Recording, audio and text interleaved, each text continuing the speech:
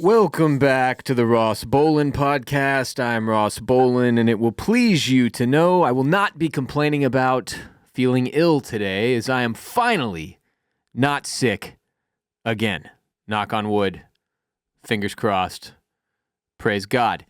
So let's knock out a quick little podcast, shall we? At the top of today's show, I just want to reiterate that smartphones completely destroyed society. When I was a kid and the internet became a thing, you had to go and walk over to the family desktop computer, wait for the dial-up modem to screech for 10 minutes before you could get online, and then wait patiently for any website to load, which it did very slowly. And in like 10 to 15 years, we went from that to having the power of the internet instantly in the palm of your hand at all times with an iPhone.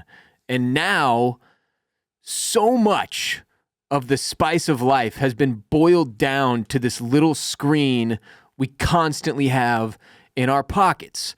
Want to order a pizza? Get on your phone. Use the Domino's app. You used to have to get out the newspaper, check the daily deals and the Domino's flyer that was packed in there, call the store, talk to a human being, and place an order like a real living person. Trying to figure out what other movie you know that actor from? Find out in 10 seconds by hopping on Google or ChatGPT or using Siri. You used to have to sit there and rack your brain, really think about it, access your memory, and come up with an answer. Or ask a friend. Combine your brains. Have a meeting of minds. And that was the only way you could figure out where you know that dude from. Now it's like, need a ride somewhere? Whip out your phone. Out of toothpaste? Whip out your phone. Directions to a friend's place? Phone. Time for some tunes? Phone. Check the calendar to see what you've got going on tomorrow? Phone. Feel like doing a crossword puzzle? Phone. Want to see how much time you spend on your phone? Phone. And I realize initially, all the convenience these things provide seemed like an enormous win. It did. I was there. I was right in high school when this shit took off, and everybody was so excited. It was actively changing the world before our eyes, and we knew it, but we didn't know to what extent. And now I couldn't be more confident that these things are actually robbing us of fruitful and necessary life experiences. Not everything was meant to be this easy. Not all knowledge was meant to be this easily accessible. Like I should have to go to the store to get more toothpaste, use a map, or write out directions to a friend's house, or even just print them off MapQuest, put a cassette tape or CD or record on to play music, keep a physical calendar to keep up with my life, do a crossword puzzle in the fucking newspaper that now nobody reads or needs. All that shit is just gone because of this one little invention. And I realize I sound like a boomer bitch, but I am telling you, we fucked up, and it's becoming more and more apparent by the day.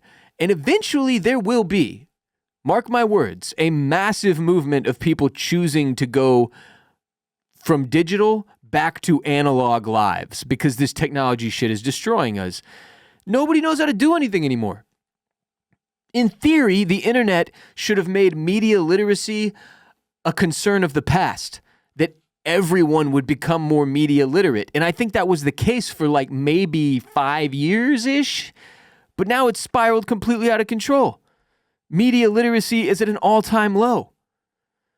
You don't have to go somewhere to access the internet. It's not a destination. It's not a place you go. There isn't a designated physical space like the family desktop computer or the library even. A lot of people, when they wanted to get online, they didn't have the internet, so they had to go to the library. It's just all in your pocket all day, every day. And it turns out the benefits of that being a reality are far outweighed by the downsides. And yet we are doing absolutely nothing about it. I mean, I've driven past homeless people that have iPhones, bro. Everyone is online. It is crazy. And life has become, as a result of the internet, and even more specifically the smartphones, completely about convenience. Nobody wants to put in the work or do anything hard or sweat for something. And I'm speaking in generalities here because generally this is the problem, and it is the case. And I'm not saying I'm immune to this or somehow above it all. My screen time is fucked, as I've admitted many, many times. But it's just crazy, man. Like, I was driving home yesterday. This is what spurred all this. I was driving home yesterday from work, and I was approaching a crosswalk in front of a high school where all these high schoolers were coming out to cross the street.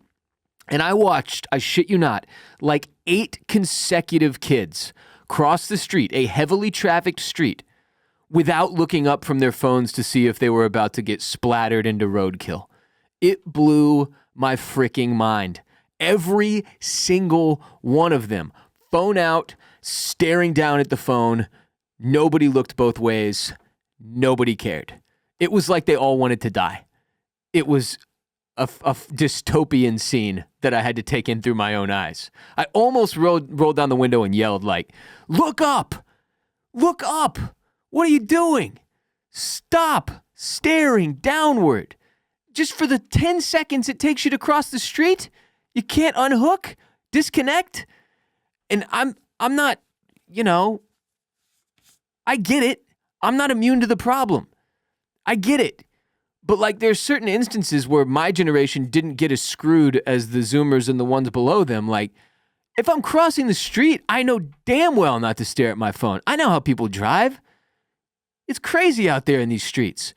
But this was like 7 or 8 kids in a row, walking like sheep, staring at their phones without looking up. No concern for their safety. Not a single one of them checked. This is not a stoplight. This is one of those blinking, like, crosswalk situations that a lot of people still don't understand how they work. Like, when they're flashing, you stop your car and you look both ways to make sure you're not going to hit anybody, and then you can continue. But if they're solid red, you have to stop and wait until they're flashing again or disappear. And like, people don't even know how to use it, and they were still not looking up. Now, my old stance was that we should have stopped at electricity.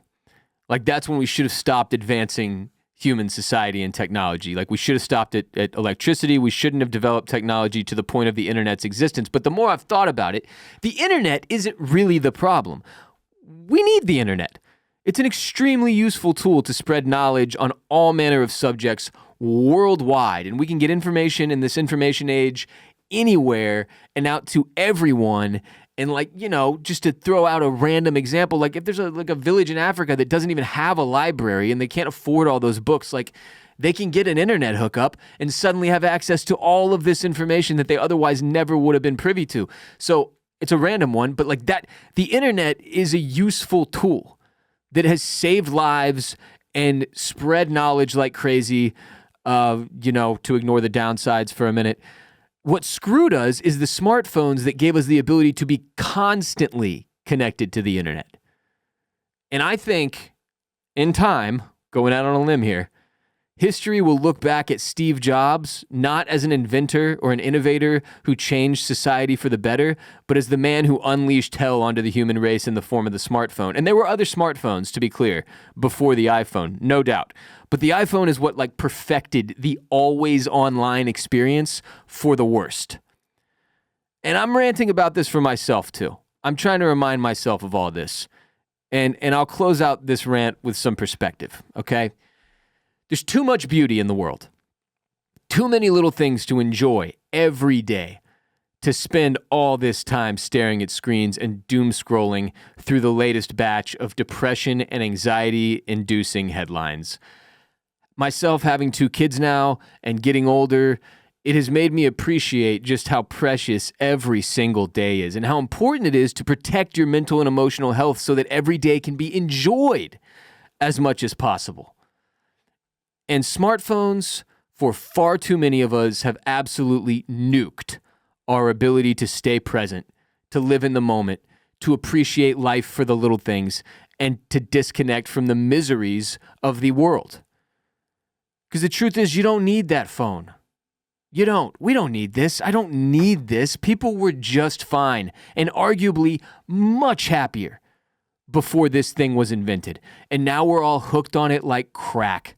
And it'll probably take multiple lifetimes to realize just how much this crack is killing us and see some form of a cultural renaissance. Like, we see it in little bits and pieces, and some of which I'll touch on in a minute. But like, it's not a full-fledged revolution yet, and it won't be for a while. And man, I'm telling you, a lot of these mental health issues and depression and anxiety in particular in the world today that seems to have spread like wildfire, it stems from these little magic rectangles in our pockets. And there's just a balance that needs to be struck somewhere that we have not been able to accomplish as a society. Like, as a small business owner, and I'm also married to a small business owner, we're both self-employed, we both run companies, and we both can work all of the time because of these phones, which is an advantage to a certain point. But on the flip side, I'm like, I don't know. Like, if I could take it back to the 80s, I would be able to clock out. You know? Like, I wouldn't be able to work unless I was in front of that family desktop computer or whatever. The phone wouldn't just be in my pocket all the time so that my emails are always accessible and my text messages are always going off and I'm always getting phone calls. And I think small business owners and people who work in startups in particular probably feel this heavier than anybody else. But it's like, we don't need that. Like, the economy was great before. All we do now that we have access to the internet all day is everybody complains about how shitty the economy is all the time. We're on like year 18 straight of talking about recession.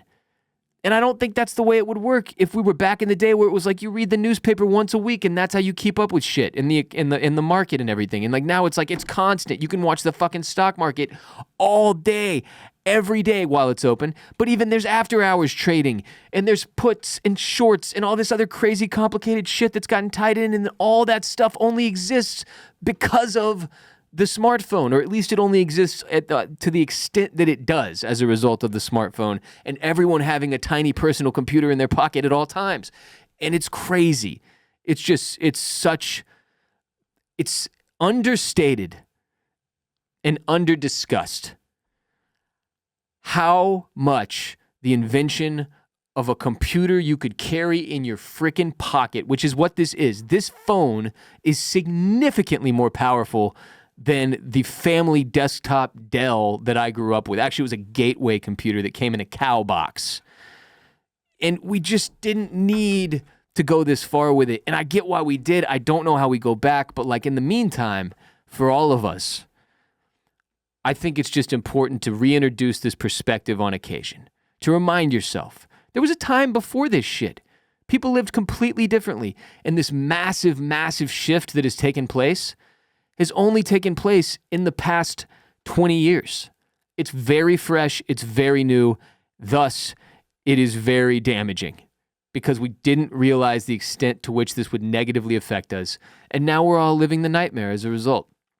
And I don't really have an answer for how to fix it except for like to minimize your screen time as best as you can, which is something we've talked about regularly on this show over the past several years. It's a focus, and I think it's a focal point for a lot of people. Once you're up into the working world post-grad and you start to realize like how unhappy it can make you to be constantly connected, it becomes a more important thing to consider. But yeah, it's really mind-blowing. I could not believe those kids crossing the street like that. I'll move on. I saw a fantastic take on Twitter, which does not happen very often anymore, so I wanted to share it. Some dude named the Fat Electrician, I'm not going to explain that any further, he asked, what the fuck happened to hipsters? Hipsters. One day they were everywhere, dressed like they worked a blue-collar job and never shutting the fuck up about vinyl records. Then the next day, they all vanished. And another dude, Max Doubler, responded, everything hipsters were into 15 years ago went mainstream. You can buy raw denim at Uniqlo. Target has vinyl records. Your corner store has craft beer. Right-wing chuds dressed like urban lesbians and graphic designers did in 2010. Everyone drinks fancy coffee now. They won. And I hadn't really considered this, but yeah, he's absolutely right. The hipsters clearly won. Hipsters clearly, without argument, won. Like pretty much all the major pillars of hipsterdom have become mainstream. And I remember making fun of hipsters in college. I thought it was fun and funny. But they won. The most mainstream motherfucker you know has a vinyl collection now. Producer Kade has a vinyl collection at Bolin Media headquarters. And all of that is to say, we really should be giving hipsters their due and proper credit for influencing society. And we're not. Because we were all wrong and they were right. And you know who's going to lead the cultural revolution that I just referenced in the prior segment? De-advancing technology and moving back to analog? Hipsters. Hipsters might be our only hope. But now they're just harder to identify because they won in so many respects with, the vinyls and the coffee and the fashion. But we got to find them and we got to empower these people because they might be our only way back to normalcy. Hipsters. Once maligned, society-wide, they need to be given their respect and their credit for how much they've influenced our society. So shout out to the hipsters out there. Shout out to the hipsters who were fighting the good fight back in 2010. From 2005 to 2015. And we're taking all that shit while slowly but surely their lifestyle choices infiltrated the masses and became the mainstream, and no one really acknowledged it aside from the fat electrician on Twitter and Max Doubler. And now here, me, Ross Bolin, on the Ross Bolin podcast. Because it needed to be done. It needed to be done. Since having kids, my perspective on life has shifted a lot. It's insane how fast they grow up, how much more quickly time seems to fly in general, and in conjunction with all that, how much older I seem to be getting. Just in here spouting out boomer takes nonstop. But that's why planning for my family's financial security is such a priority now, and why it's something I've recently had to start taking a lot more seriously, because it's not just about me anymore. It's about my wife and my kids as well. I have to make sure we are prepared and have enough life insurance in case something unexpected happens and I'm out of the picture. You just never know. Well, today's sponsor, Fabric by Gerber Life, makes it simple to get the protection that's right for your family. Life can obviously be so unpredictable, but securing your family's financial future doesn't have to be. That's where Fabric by Gerber Life comes in. Fabric offers modern, flexible term life insurance designed to fit your lifestyle. Whether you're planning for the future or you just want a little extra peace of mind, Fabric makes protecting what matters most simple and stress-free. Fabric by Gerber Life is term life insurance you can get done right from your couch, all online, and on your schedule. You could be covered in under 10 minutes with no health exam required. If you've got kids, and especially if you're young and healthy, the time to lock in low rates is now, and that is something I have found without a doubt to be extremely true. Like the older you get and the more health complications you have, obviously the more pricey life insurance can become. So if you're young, even if you've got life insurance through your employer, it may not offer enough protection for your family, and it may not follow you if you leave your job. Fabric has flexible, high-quality policies that fit your family and your budget, like $1 million in coverage for less than $1 a day. Fabric was designed for busy parents like you and me, and it's more than life insurance. They also have free digital wills, access to investment accounts to invest for your kids' future, and more. And of course, you can manage it all right from your phone. Of course you can. Join the thousands of parents who trust Fabric to help protect their family. Apply today in just minutes at meetfabric.com/Ross. That's meetfabric.com/Ross. MEET fabric.com/Ross. Policies issued by Western Southern Life Assurance Company. Not available in certain states. Prices subject to underwriting and health questions. Grab your light. This is Stop the Wikipedia when you're high. Stop the Wikipedia when you're high.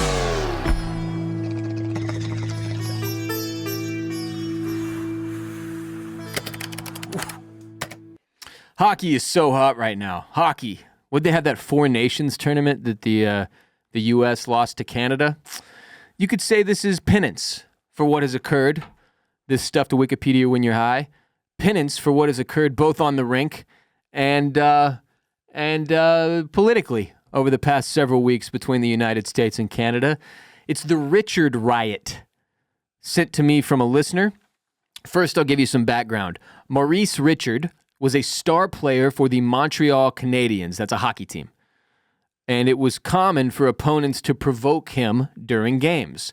Teams reportedly sent players onto the ice to purposefully annoy him by yelling ethnic slurs, hooking, slashing, and holding him as much as possible. So throughout his career, Richard was fined and suspended several times for retaliatory assaults on players and officials, including a $250 fine, which back in the 50s was a lot, for slapping a linesman in the face less than 3 months before the March 13th, 1955 incident, which sparked the eventual Richard Riot, which we'll get to.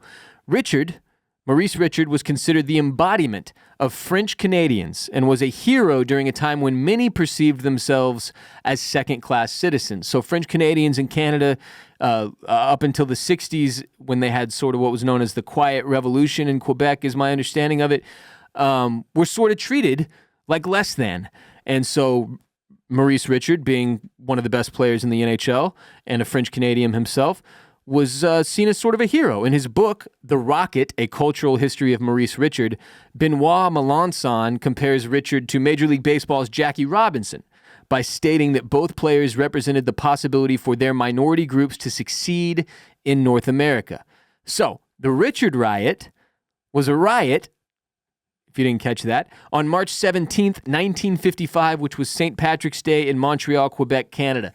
The riot was named after Maurice Richard, the star ice hockey player for the Montreal Canadiens of the National Hockey League. So here's how the riot occurred.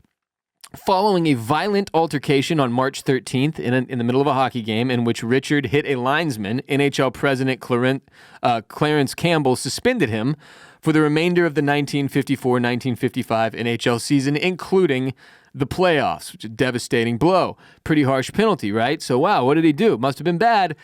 So the Bruins had a dude named Hal Laycoe who had previously played defense for the Canadiens. So him and Richard knew each other in some respect, and Hal high-sticked Richard in the head during a Montreal power play. Richard required 5 stitches to close a cut that resulted from that high stick. Referee Frank Udvari signaled a delayed penalty but allowed play to continue because the Canadiens had possession of the puck.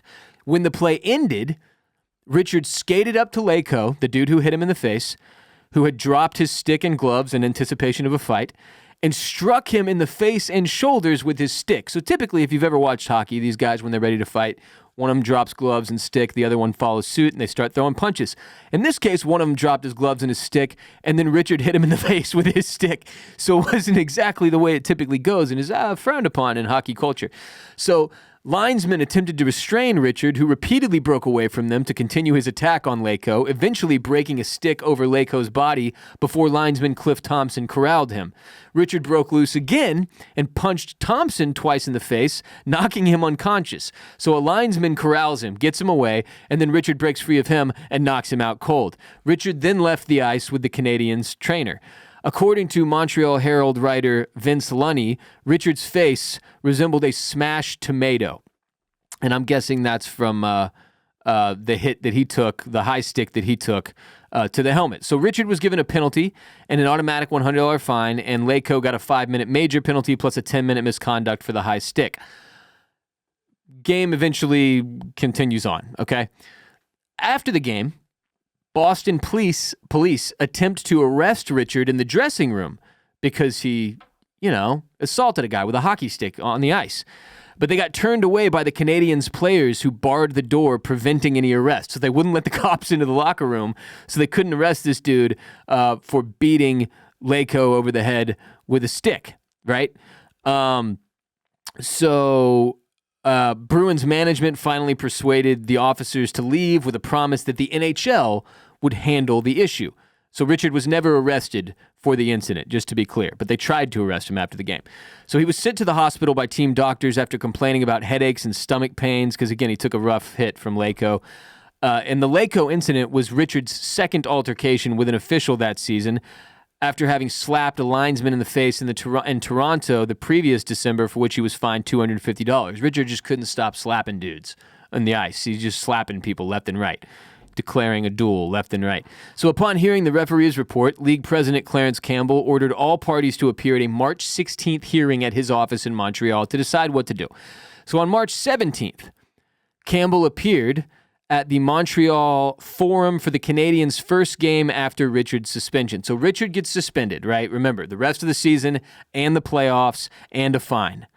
And the president of the NHL or whatever, Campbell, shows up to the next game at the Montreal Forum for their first game since his suspension, since Richards gets suspended.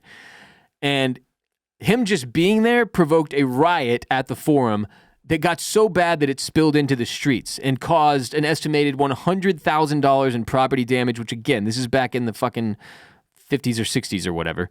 A lot of money. 37 people got injured. 100 people were arrested. That's how big the riot got, because people thought that Richard was basically made to be the bad guy when they felt like that wasn't fair. Again, he's a French-Canadian dude at a time when French Canadians are being mistreated and oppressed, and in his case, on the hockey rink, on the ice, getting attacked and having slurs hurled at them and just generally being disrespected. And a dude hit him with a high stick, and he responded, and then he's the one who got suspended for the remainder of the year and the playoffs. And it was when his team was in the midst of a good run, a good season, where they were going to make the playoffs. And he had a chance, Richard did, at actually capturing the scoring title for that year, and he wasn't going to be able to do that. So people were irate at how they perceived the suspension to be an overreaction or an over-punishment, and as such, a fucking riot occurred, because the Canadians, they take their hockey very, very, very seriously. So tensions eased after Richard himself made a personal plea, accepting his punishment and promising to return the following year to help the team win the Stanley Cup, and he had to calm the fans down himself. The incident, though, and the suspension that followed, likely cost Richard the 1954-1955 scoring title, a feat which Richard would never achieve in his NHL career, and he would have had that year. And it played a role in the offseason departure of longtime Canadiens head coach Dick Irvin. That season, the one he got suspended for the remainder of the season and the playoffs, the Canadiens made it to the Stanley Cup final, and they lost in 1955 to Detroit in 7 games. So 7-game Stanley Cup final where they don't have one of, if arguably their best player in Richard, as a result of this whole Richard Riot incident and everything that occurred.